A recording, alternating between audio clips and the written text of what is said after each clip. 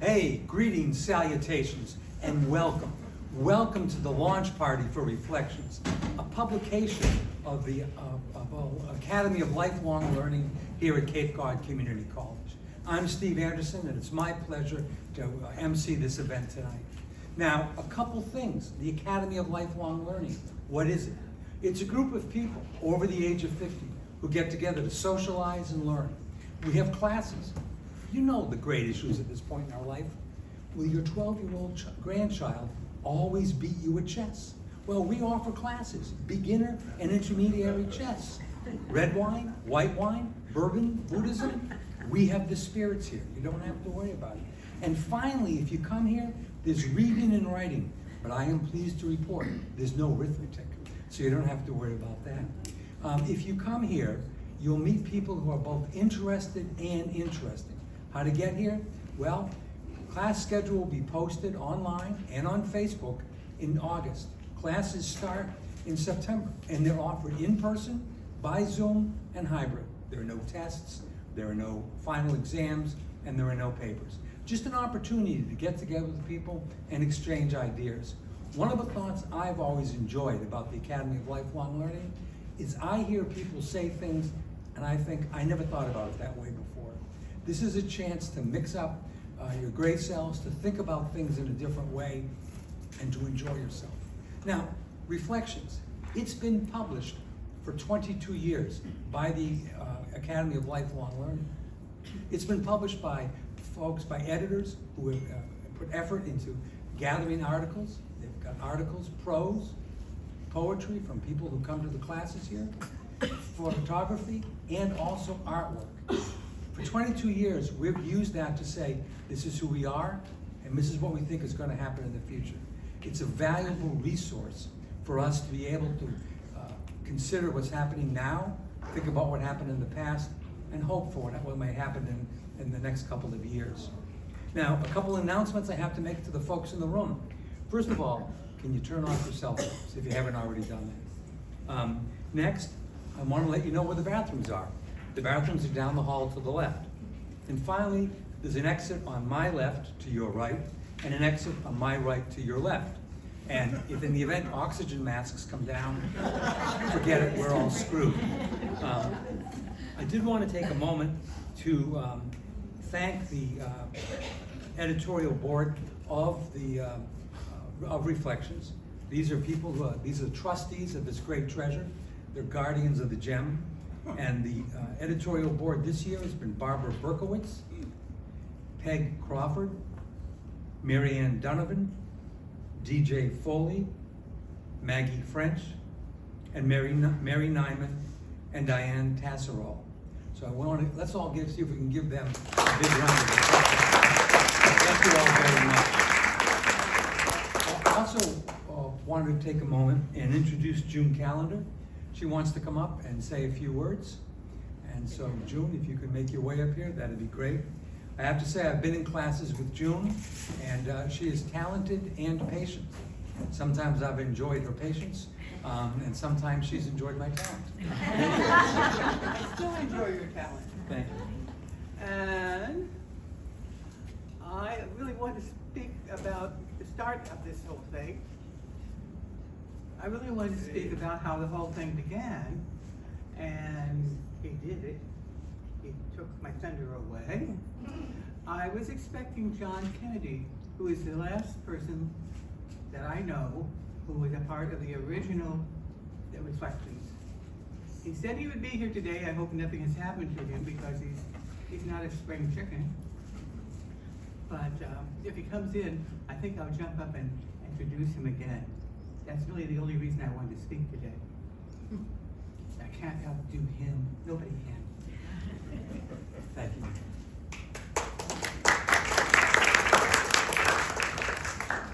So we're going to start now with our readings. Some will be poetry, some will be prose. Just one thing I was thinking about, because my mind sometimes slips to the dark side. No. If you get up and read something, you have to read something you wrote. So nobody getting up and read something somebody else wrote and torching it, all right? So the first speaker we're going to have is Alvina Baxter Moran, And then Barbara Berkowitz will be on deck over here.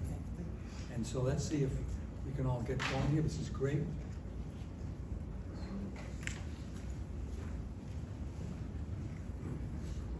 I've been in classes with both of these folks. They're a gem to listen to. Hi. Thank you. Hi, everyone. Hello. Hi there. Can you hear me okay? Yes. All right. So I am honored to be here. I want to thank everyone on the board who took all the writings that we sent in, and I know it was voluminous. So I had a choice here, and after talking with some of the people at my table, I'm going to read the essay that I wrote called Milkweeds. Her name was Elizabeth, but I called her Nana. She had no formal education. She was never taught to read or to write. Her speech was mostly in her native language, Italian, a language she learned in the small southern village of Catanzaro in Italy. It's located at the heel of the boot. She immigrated to America in 1905, bringing 3 of her surviving children, having lost twins to a conflagration in the olive groves only years before. Every time I say that line, I feel up. Her husband, Bruno, a stonemason, was in New York waiting. He had come to America a few years before for a better life, as many still do.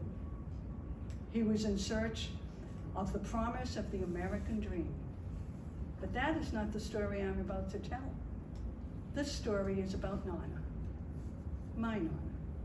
To me, she was the smartest, the bravest, and the most knowledgeable person I have ever met. I will begin this story with mushrooms, because that was the beginning. On warm summer afternoons, Nana would take my hand, and we would venture out into the woods. I was about 7 or 8, still a little boy, comfortable with my grandmother holding my hand. On her right arm, a woven basket swung, and together we walked. Before long, she would begin to point out mushrooms for me to pick. I did as I was told, and handed her the mushrooms. She would smell them, roll them in her fingers, and intently examine each one. Many were kept, but some were not. We didn't talk much. I didn't speak Italian. And as I mentioned before, my grandmother spoke what was called then broken English, but she knew how to tell which mushrooms to pick. Look for the color on the caps. It's a white, it's a brownish. No, that's a gray. Not of that one. I listened and I learned. Then one day, as we headed out for our mushrooms, her hand, my hand in hers, she became concerned. Opening my hand, she examined my fingers and my palm. Her eyes widened as she saw what I had been trying to hide from everyone. I was so ashamed. I didn't know what had happened or what I had done. Nodding her head, she poked and prodded at the tiny warts growing all over my fingers, my thumb, and even into my palm. Without saying a word, she grasped my hand firmly in hers as we headed straight into the forest. This time, we were not looking for mushrooms. Knowing where to go, she quickly found clusters of what she wanted. Reaching into the pocket of her apron, she pulled out a small knife and handed it to me. Together, we began to cut milkweed. Carefully, we placed each one into the empty basket. When the basket was full, we headed back to her kitchen. Here she went to work, and with the skill of a surgeon, separated the pods from the stems. Placing my hand wide open, she carefully removed the milkweed sap and applied minute drops onto each one. I watched in amazement. How did she know this? How did she know exactly what to do? For the next several days, this procedure continued. It was repeated again and again. Before long, the warts had shriveled up and disappeared. I had gotten over that hurdle. Just when I thought warts would be the worst thing I would encounter, I was bitten in the foot by a large spider. This bite caused an infection so bad that my entire left leg became swollen, destroying the lymph system in that leg. The doctors had no idea how or what to do. However, my Nana knew. She began with massages, daily massages, beginning at the bottom of my leg and manually pushing the lymph fluid up through my entire lymph system. By doing this, she was able to keep the lymph fluid circulating throughout my body. My Nonna died in 1970. Now in 2023, I read in medical journals about certain mushrooms used to treat infections, to detoxify the body, even fight maladies such as lung disease and cancer. I read about the sap in milkweeds being used not only to fight warts, but also to fight dysentery. But what has intrigued me the most is how lymphatic drainage massage is now being used throughout the medical world to combat lymphedema. A massage exactly as my Nonna did nearly 75 years ago. So as I look back at what my Nonna knew, I am awed, I am overwhelmed, and I am so very proud. Thank you, Nonna. I love you. The story was told to me by my husband, Francis Doyle.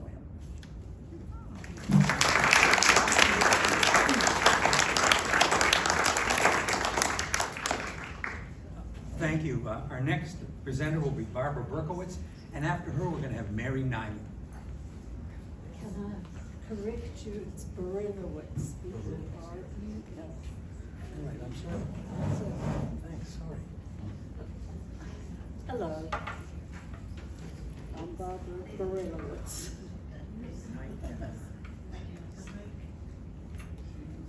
Summer in Cape Town. December days, hot with cool breezes, nights and memories of childhood and the teen years flood my brain with endorphins. We spent every December on holiday in Cape Town, South Africa. The best beach with very fine sand, which was like walking in talcum powder, was Muizenberg on the Indian Ocean. Warm waves breaking regularly made for fabulous swimming and body surfing.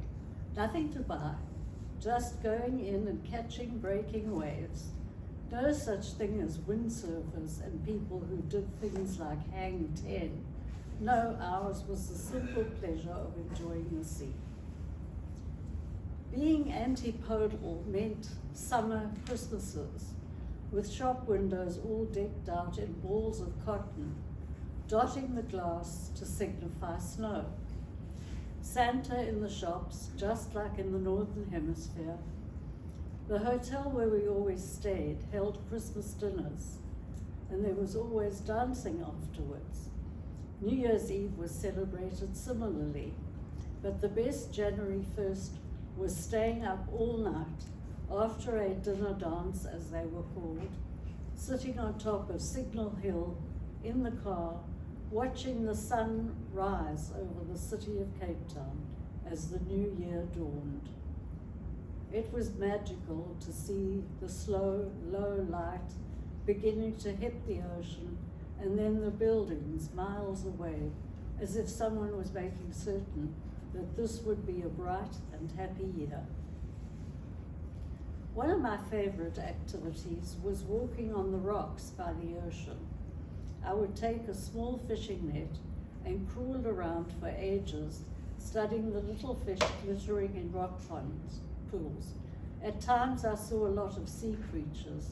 Still, my secret naughty pleasure was putting a fingernail into the tiny opening of the myriads of barnacles clinging to the rocks. They would then rapidly close, and I waited to see how long they remained this way before daring to open again. Poor little clinging shells, they must be so frightened. I did not realize as I was doing this that I was actually a torturer. Only hindsight and being grown up gave me the understanding that makes me sad now. Sorry for the child's silly behavior. Oh well, childhood is one long exploration of life, and how wonderful those times were, and how rich the learning process was. The scenery of Cape Town was incredibly mesmerizingly beautiful. There is a drive around the entire mountainous peninsula from St. James, where we would stay, all the way into Cape Town itself, into the city. The view was amazing as you drove along the road cut out of the mountains long ago, and looked down to see the rocky promontories leading onto beaches and the beautiful heaving oceans. Both the Indian Ocean and the Atlantic Ocean meet at a place known as Cape Point. Many times, as I stood there looking at the surf, there was a clear, frothy wave from the left side bumping into the right side. This delineated exactly where the oceans crashed together in a spuming white wiggly wave. 10 years ago, I went back there and felt the exact same strong belief that this really is the line of demarcation of the two oceans. Add to that I was standing at what is likely the southernmost tip of Africa, an amazing feeling. The view from the mountain down to the sea is unsurpassed by other coastlines I have seen so far. Perhaps Big Sur is comparable, but the jury is still out.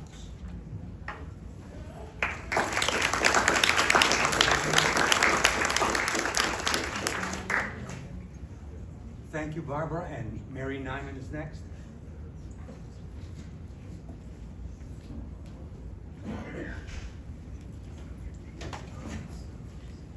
Good thing you know how to do that.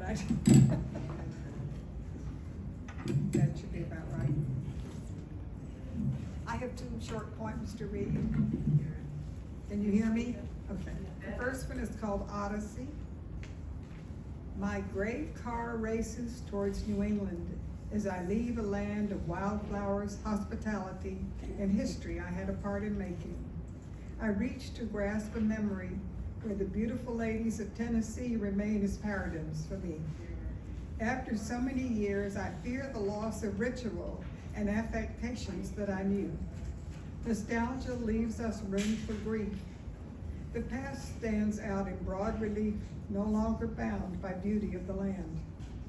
Behind are colors flashing pink in overbrilliance like my life, all crammed into perspective, opalescent in my rearview mirror.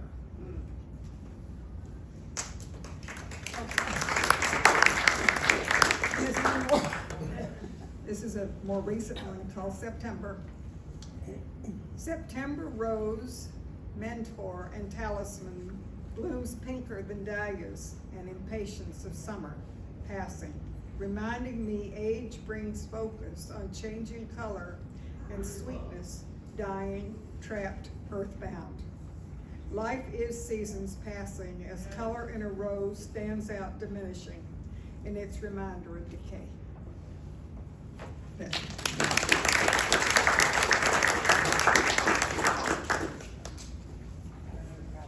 Thank you, Mary. Actually, I'm next, and then DJ Foley is after me. The piece I'm going to read is not in Reflections.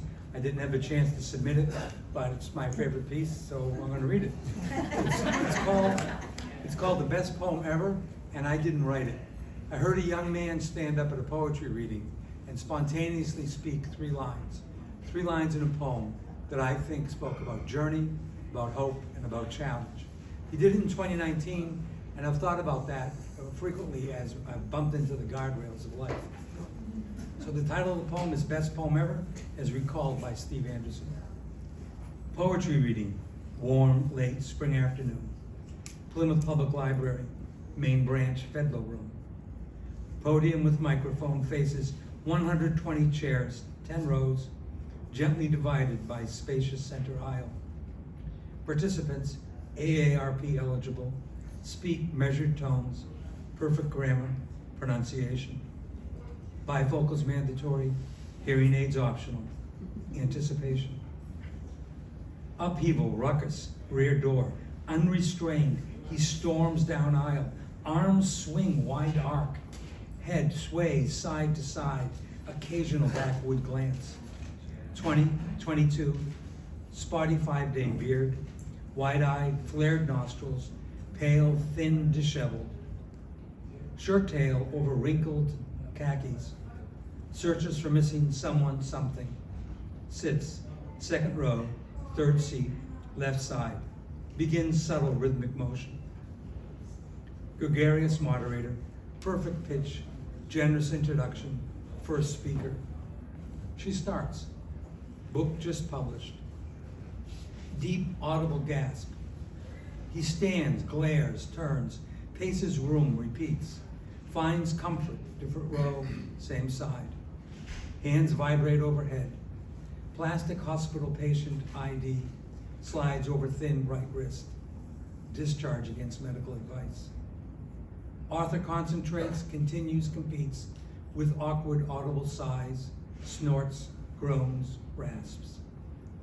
Unheard invisible forces propel him upright from chair.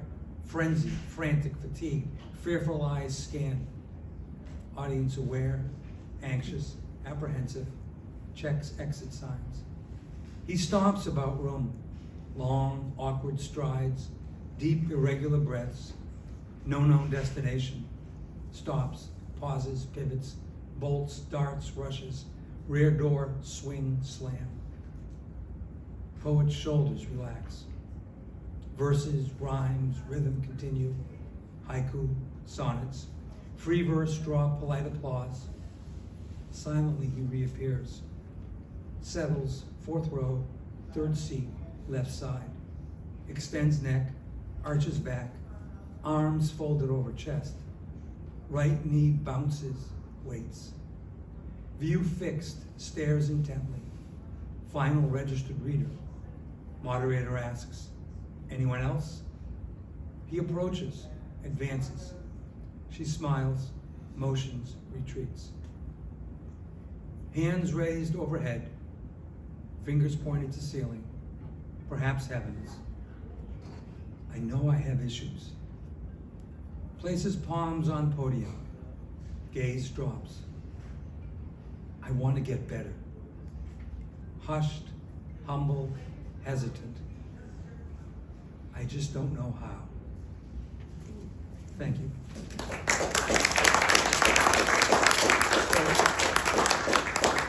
After DJ Foley, we're going to have June Calendar. Thank you.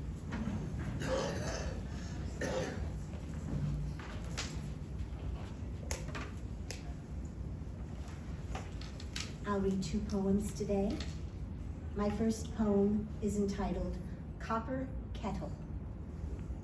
Copper kettle, illuminated, sits waiting, casts shadow, framing a starfish on the tile, refracting bright streaks, drawing my attention, beckons me to my tea ritual, a perfect start for a day, or an afternoon pause with a friend.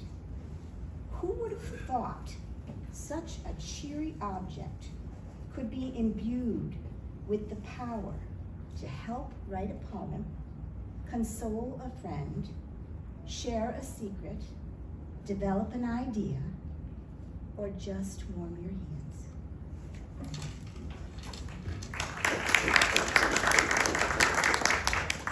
And my second poem is even shorter. I'm sure you're glad to hear that. The business of bumblebees. Bumblebees know their business. The low, rumbly buzz in the wildflowers lets blossoms know what's coming, and the rest of the neighborhood lets them get to it. Thousands of black-jacketed toughs mob the white star flowers like a motorcycle gang reaching into a bar. They tumble over each bud, leaving no pollen left, and move on to the next as if overturning chairs and tables in their wake. Bumblebees know their business, and they take their nectar straight, no ice.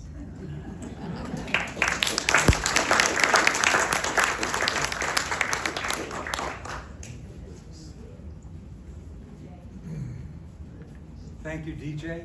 And after June, we're gonna have Fred Holcomb.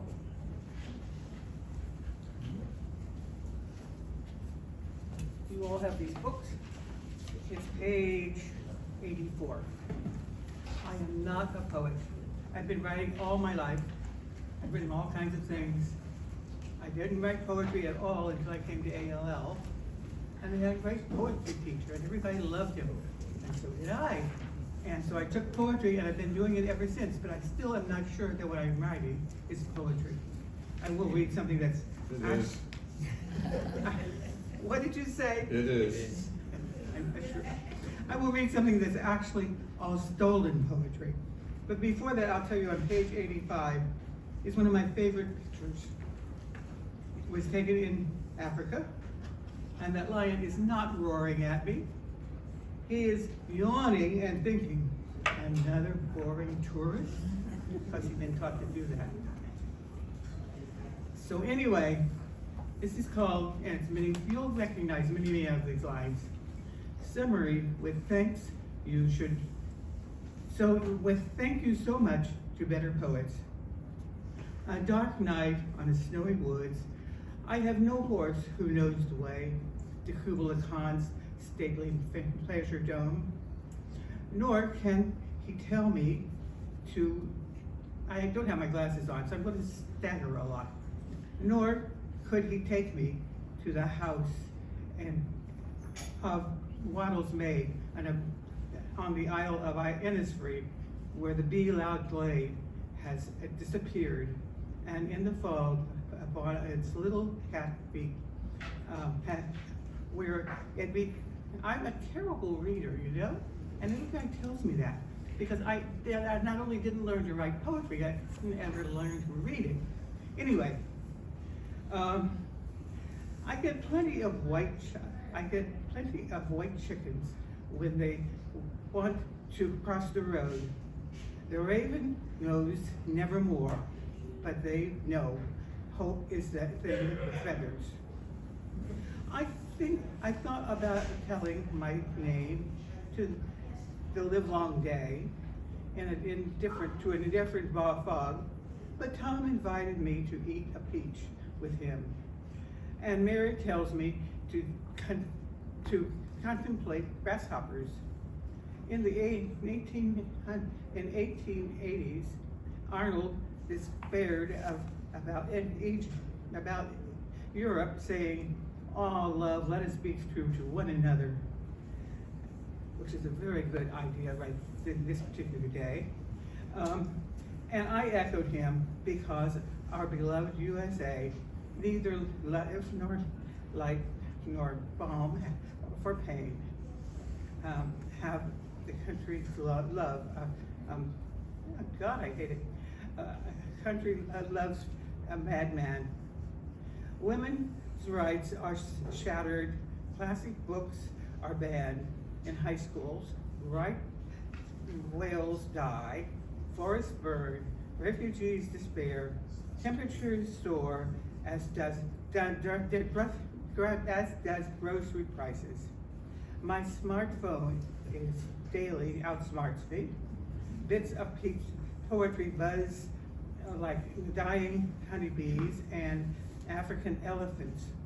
Elon Musk claims Mars is our destination, but he is not boarding a spaceship.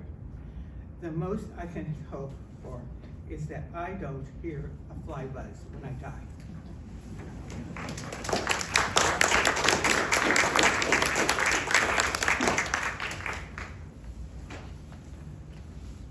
Thank you, June. Fred Holcomb is next, and then after him we have John D. Hunt. So. It's Bill Holcomb. Bill Holcomb is number 11. So Bill, do we have a? You're listed twice, so you can read one. No, Fred McCormick. Fred McCormick. Fred McCormick. Okay, sorry about that, folks. We have a great time with the list. Don't you love what June said? My smartphone outsmarts me. At least I don't know about you folks. There's a whole bunch of things on my smartphone that I've never been able to figure out how to use, that my 12-year-old grandson, who beats me at chess, knows exactly how to use. So Fred, it's nice to see you. Sorry about that confusion. Insecurities. There is no escape from the spear that pierces the heart. It's a quotation from Hilda Doolittle. The cores settled in the English class. The foam, never very thick, slowly vanished. In the same fashion, as he got older, Johnny Moore settled and, to his surprise, found that he had something to say and enough time to write. Because he was essentially lazy, he decided to take an adult education composition class at St. John's. This obligated him to turn off the computer solitaire games and tackle weekly assignments. The class was large. In order that everyone could read at least a portion of their work, the instructor encouraged the students to write just a page on a given topic. As a result, Johnny began to develop a concise prose that he could be proud of. Things would have gone very well, but Johnny often ran into Denise walking into the humanities building when he was coming out. She was also taking continuing education courses, mostly in literature and history. The first time he saw her, he hoped she would not notice him, but she did and perversely stopped to talk. Johnny knew that he was blushing deeply, and he also knew that Denise was enjoying herself, but he endured, understanding that her delicate torment was better than contemptuous laughter or a slap in the face. Little by little, in their brief late morning encounters, they brought themselves up to date. Denise rarely mentioned the past, but seemed to take an interest in what he was currently doing. Johnny wanted to honestly feel the same way about her. Finally, toward the end of the semester, he had had enough. "So you got an assignment?" she asked as she saw him coming out the main door of the dark red brick building. She was at the top of the steps.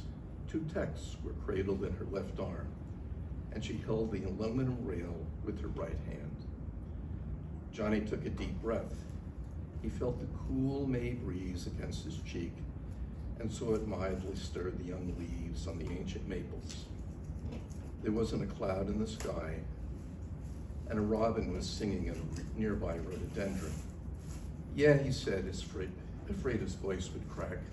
Worried he was turning red. "Is that why she's smiling? Write some dialogue. I like it." "Why?" she asked, the hardest of all questions. "Well, you know, you have to make it sound true, so when you read it, it's like people are really talking. It's a challenge." She was not impressed. "I don't know, I like descriptive writing better, like you find in fantasy stories, those dreamy run-on paragraphs about far-off, mist-covered mountains, deep, haunted forests, doomed cities on the plain. That's all turgid William Morris crap-trap. The new stuff today, volumes and volumes of verbal diarrhea, sharp, crisp, back and forth between 2 people. That's more engaging, more realistic, more about actual life." Denise snorted and shook her head. "Geez, you're contrary," Johnny said. "No," she replied, "I do like talking animals." "Yuck, and how would animals talk anyway?" She smiled. "Realistically. Dogs would jump up and down and go on about some silly daily experience as if it were so important. Squirrels would chatter endlessly about the acorns and mushrooms they found, eaten, and stored away, or regretfully lost.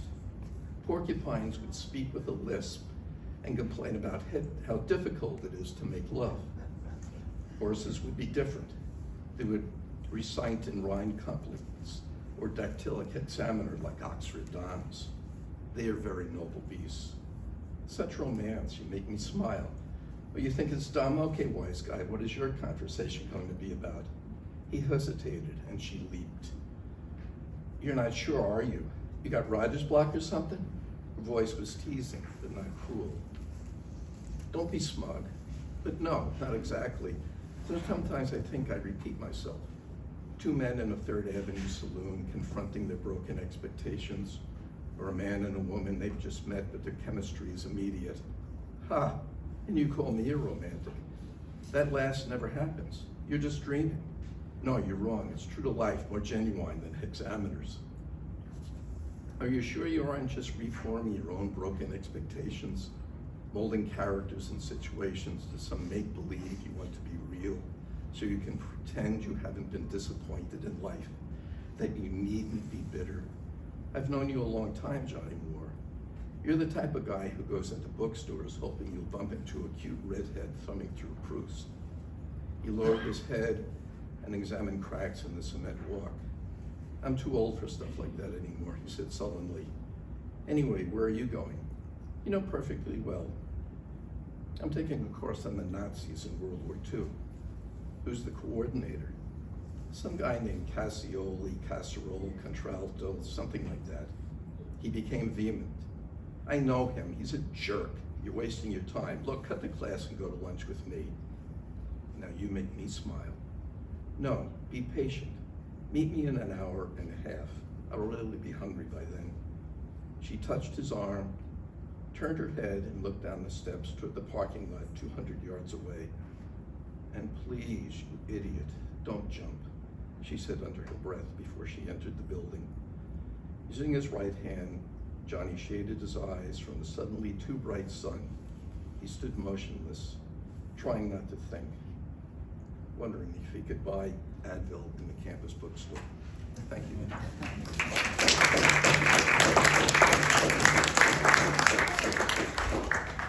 Thank you, Fred. A little bit of romance, and I have to say I've never considered how porcupines make love. So I want to thank you for that. John D. Hunt is next, and after him we have Walter Ralston. So, this is written as a response to a prompt of another writing group that I attend. And to key off that last essay, this is how two birds might talk. It's called An Ongoing Conversation.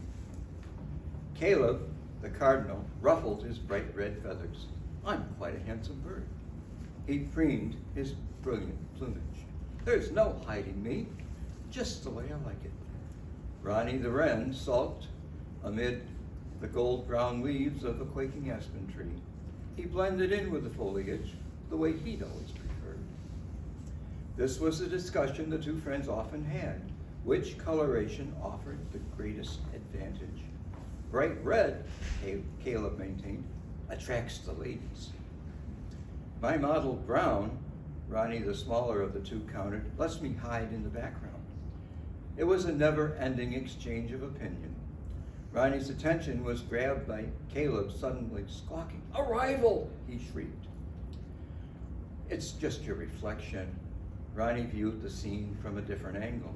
"No!" Caleb shouted. "Another cardinal's trying to steal my Clarice away from me. I'll show it who's the toughest bird around here." And he flew arrow straight at the supposed rival. Ronnie hunkered down and closed his eyes, and that's when he heard a thud. Caleb had flown directly into a glass storm door. Ronnie opened his eyes to the sight of his friend lying stunned on the grass. Neither had seen Callie, a 2-year-old calico cat who had been lounging undetected among a pile of dead leaves, wind-blown against a large rock. Callie saw Caleb lying motionless on the ground. An opportunity too good to pass up, she meowed, and began to stalk the cardinal. Ronnie agitatedly jumped up and down. "Cat, cat, cat!" he shrieked. Caleb failed to respond. "Have to do something." Ronnie left the concealing branches and dove straight at Callie, nipping at her ears. "Meow! Get away!" The cat, claws out, took a vicious swipe at the little wren. Ronnie circled around and dove again, this time nipping at the cat's tail. Callie rolled over to one side, out of reach of the pesky wren's aggressive attacks. "This is definitely not worth the bother." She ran to a tall pine tree and climbed into its upper branches. Ronnie lighted next to his friend, chirping anxiously. Caleb shook his head. "What happened?" He stood on 2 shaky legs. "Cat," Ronnie repeated, pointing with his beak at the pine tree. Caleb looked up. "Oh, cat." He appeared somewhat embarrassed. "You chased it away?" "I did," Ronnie acknowledged, "but you should have seen the way that other cardinal disappeared when you had challenged it." "It was my reflection," Caleb asked morosely, "wasn't it?" Well, what if it was? Ronnie answered back. Guess being brown like that, Caleb said after a long pause. The cat never saw you. Well, we didn't see it either. You should be more careful though, Ronnie admonished. Bright colors can attract more than just the ladies. Guess you're right, Caleb admitted. I sure don't relish being eaten by a cat. Glad I was able to do something, Ronnie tweeted quietly. The two birds flew to a branch of the quaking aspen tree and perched side by side, aware that this was probably not the end of their ongoing discussion. It's just what friends do.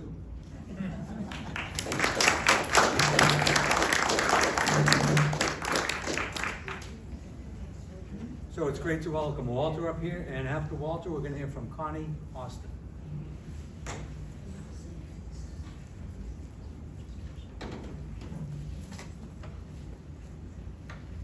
I have the good fortune of being part of the poetry group entitled So You Want to Be a Poet.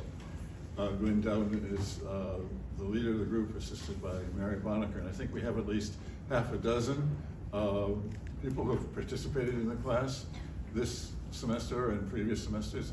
Dan, glad to see you sitting down and present. Welcome. I'm relatively new to poetry. I spent the first 70 years in the land of the left brain,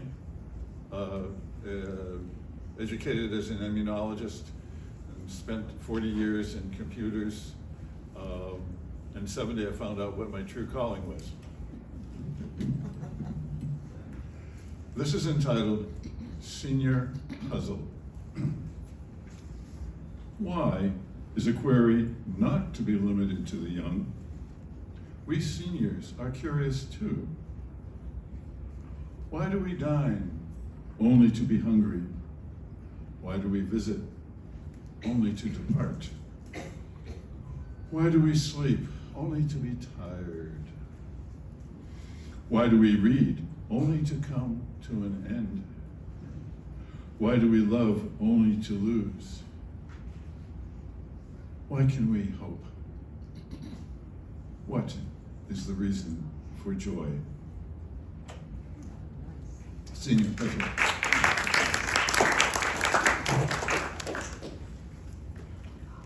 I'm an unrepentant geek, and after 50 years apart, I finally connected with a former colleague of mine from Quincy. We grew up together, and we live in Hyannis, in my muse's grandparents' home, only 90 years apart. There's a little addition off the kitchen that we call the nook, the breakfast nook, and it's only wide enough for a narrow table and 2 benches. And on 2 sides, there are what we call awning windows. They're hinged at the top and you crank them out. My muse sits against one, and so she's silhouetted against that window. And this is what came to mind, and here we go, framed. Seated across from my muse, I view the out of doors through a small window behind her. The golden pine trim that surrounds the window frames my worldview as we eat. In this final quarter of the solar year, Sol rises later, further to the south, and lingers closer to the horizon. Consequently, his light slips under the yet leafy canopy, creating brief moments of joyful delight. Within the frame, the leafy outline of our maple tree is edged in glistening gold. The sinews of her lower trunk appear twisted, richly textured. Leaves of a Japanese maple across the street appear as glowing embers. Lawns are a rich emerald hue on this dew-soaked morning. A concerto grossi by Corelli issues forth from the radio. For a moment, a brief, delicious moment, this is my morning. Thank you.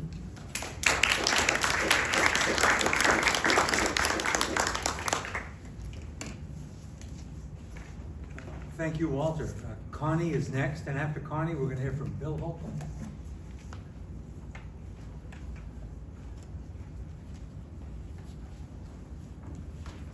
Hello, everyone. I'm going to read you a very short poem called Be Misted. And the first time I heard that word, I was hiking in Ireland a few years back, and we were standing on top of a small mountain, and you could see for miles and miles of heather. You could see the trail in front of us.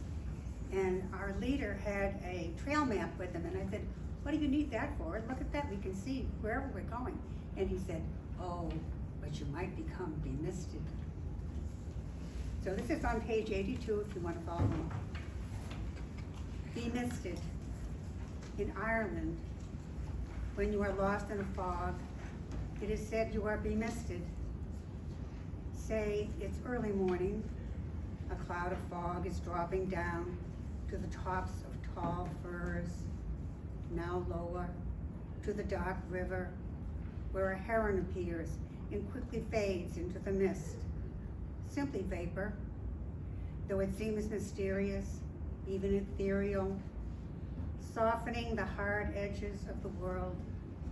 Oh, to drift into that fog, that gentle dream, to become bemisted.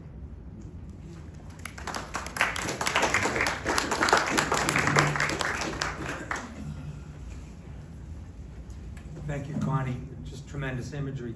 And after Bill, we're going to hear from Larry Brown. So take it away, Bill. Thank you. And mine is page 81. For those of you who are French-speaking out there, I apologize for my fractured French. I was not able to start my studies in speaking till the tender age of 45. So, in praise of Jean Moreau's face and France in the 1950s, en particulier, Miles Davis plays a tune from his score for Ascenseur pour les chevaux, en anglais, Elevator to the Gallows, a Louis Malle film noir dating me, 1958. This music will last 1,000 years. I wonder if Miles made the cut for the space capsule sounds they sent out into the firmament, back when we still had a space program. While on the still Pandora screen, Jean Moreau's face looks out at me. Oh my, what a face. Beauty one thing, this face altogether another. Timeless, the eyes, the mouth, her expression. I feel temporarily dazed sitting on the couch contemplating her visage. She died this past year. Interviewed in a reprise, a celebration of her life, her raspy voice a tribute to thick Gauloise smokes, she recounted how her father, a stiff Frenchman, never once praised her work in film, but did appreciate her ability to cook. Thank you.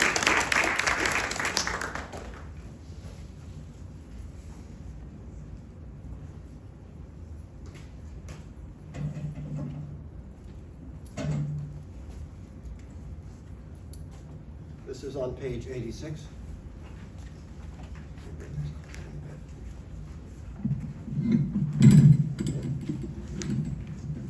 Can you hear me?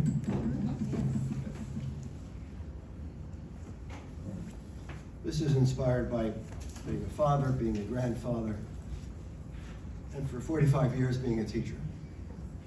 A prayer for our children. I have heard that you've been empty now for years. You've been waiting for someone to touch you, for someone to wrench you out into some new beginning, something you had dreaded, or because you were comfortably bound into the rack you knew, for someone to pour grace like honey, sheeting glass, pouring golden through your fingers onto your face. Lick your honeyed tongues with liquid grace and head back, eyes back, take you lifting away from earth. I have seen the snow sifting down in the dim light like ash, drifting through the dark pines, silted down, felt it like velvet, the rich river bottom, with your ashes silted down from where in the dim light the snow flew and melted down, bore you grain by grain to the rolling waves, set you down with liquid hands, with wet fingers into the earth, that new life might come from you. I would ask that like flakes of ash come down to water's edge, like God who waits to dig her hands between the back of those who sleep and bear them up with arched backs, who washes the faces of the beaten many from the cup that pours out grace like honey. Lift my children's souls to pour like smoke through mountains, down each stream, like earth to the sea. Please give thy word, you who see the tear falling down the face turned away from you, that their sons will not go out, that light from their eyes will light earth, and from their lips will burst sweet birds to sing, that from their minds will pour each new thing of use, that their hands will lift the poor, from their love will flow each good thing, given them long before their feet first touched earth. Amen.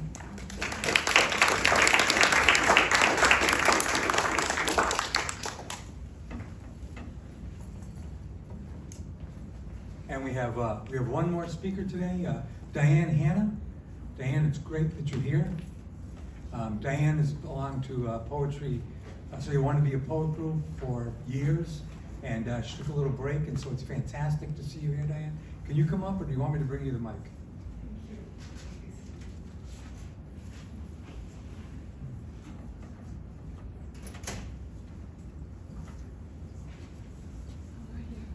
Fantastic. It's so nice to see you. Hi, everybody. I'm sorry I'm late. I thought it was at 2 o'clock. But that's what happens when you have surgery and you get a new knee. It affects your head. Anyway, I've missed you, all my friends at Four Seas. I've missed you so much. And I will be back in the fall. So thank you for putting together this wonderful publication for us and this opportunity to share our poems with you. Thank you so much. I think the first one I'm going to read is on page 27. It's funny, can you all hear me? As the years pass and I get older, I get hungrier. Not just for Ben and Jerry's, the chocolate, but for other things. So this poem is about hunger. Hold the mustard. I'm hungry again, thinking of a golden omelet oozing melted cheddar, sprinkled with pepper and chives, surrounded by buttered toast. I smell coffee, remember our town's Emily Webb, and her list of what she misses now that she is dead. Hunger deepens, a juicier life, more stars, more moments of transcendence.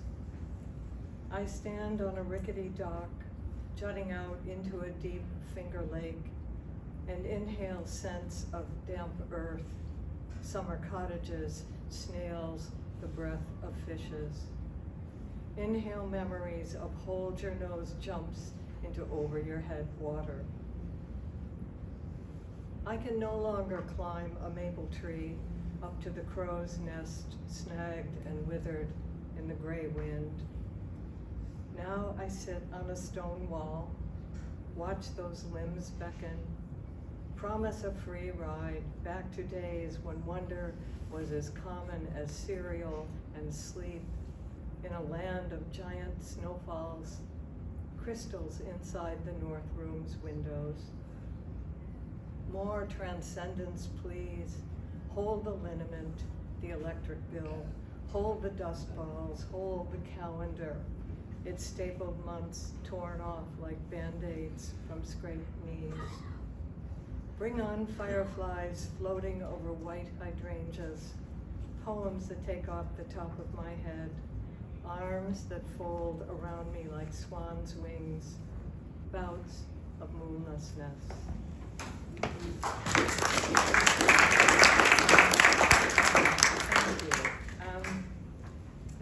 The other one, I have a little quote here because it sort of prompted or reminded me of this poem. Probably most poets have felt this. It's a quote from Robert Bly.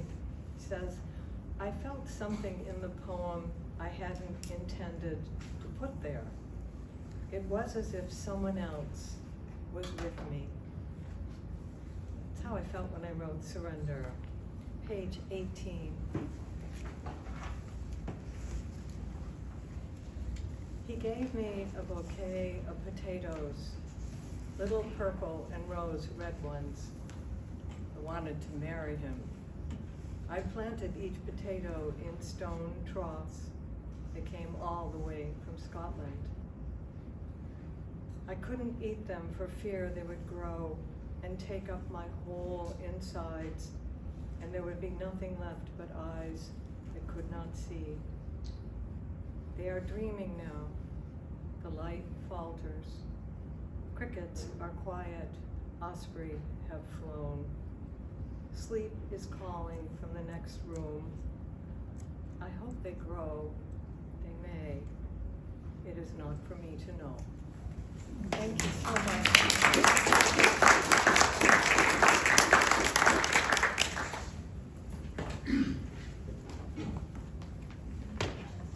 Well, thank you all for those wonderful works to listen to, the presentations, just uplifting whole different ways of thinking about things. I think we have one more event. We wanted to do a quick presentation. Is Maggie here? Oh, here. Oh, here we go. DJ Foley. Here we go. Without Maggie, that book would not be here.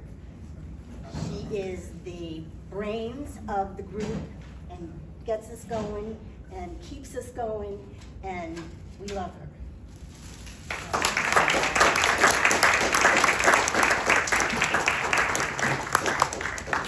I never miss an opportunity to talk. Anybody who knows me knows this.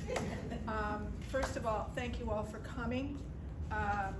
One of the things about the honor of us reaching the age that we have reached, and all of us should be honored that we're walking, talking, and chewing gum, maybe not in that order, but we're walking, talking, and chewing gum, is that we understand it's community. Life is community, and this book reflects community. From the person who helped us organize the tables and get things together, to the Reflections team who reviews and makes suggestions and gets you all to submit, to the editors throughout the years who have labored months to help make this happen. Okay, I'm moving. And most of all, to the contributors.